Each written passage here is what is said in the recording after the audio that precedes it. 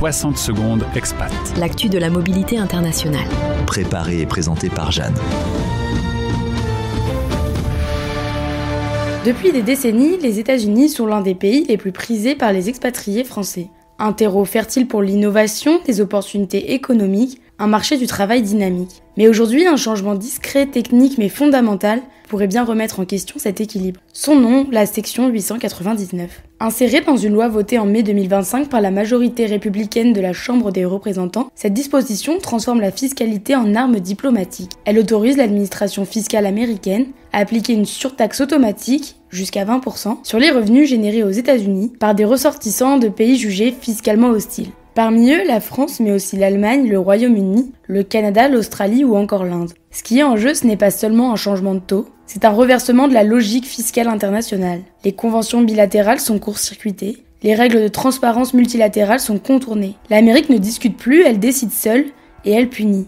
Prenons un exemple concret, un Français installé à Boston, détenteur d'actions Apple. Jusqu'à récemment, ses dividendes étaient taxés à 15%. Désormais, il pourrait payer 35% uniquement parce qu'il est français. Pas parce qu'il a fraudé ni dissimulé ses revenus, mais parce que la France est jugée fiscalement défavorable aux intérêts américains. Cette logique frappe indistinctement. Salariés, entrepreneurs, retraités, investisseurs particuliers, et elle ne s'arrête pas là. La section 899 prévoit aussi de supprimer certaines exemptions accordées aux entités publiques étrangères. Cela signifie que même des banques centrales comme la Banque de France pourraient être surtaxées sur ses revenus aux États-Unis. Autrement dit, la nationalité devient un critère de fiscalité différencié. Mais pourquoi maintenant ? La réponse est politique. Ce texte s'inscrit dans un contexte de tension croissante entre les États-Unis et l'Europe. Le retour de Donald Trump s'accompagne d'un repli sur les intérêts américains, d'une défiance envers le multilatéralisme et d'une volonté de reprendre la main sur les rapports de force économiques. La fiscalité devient un levier d'influence, une arme de pression. Pour les expatriés français, c'est une source d'inquiétude en plus. Ils se retrouvent pris entre deux systèmes fiscaux qui ne se parlent plus,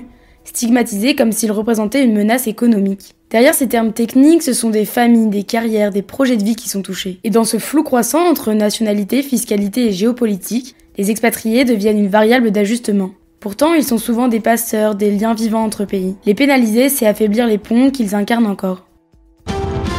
Retrouvez 60 secondes expat en podcast sur françaisdanslemonde.fr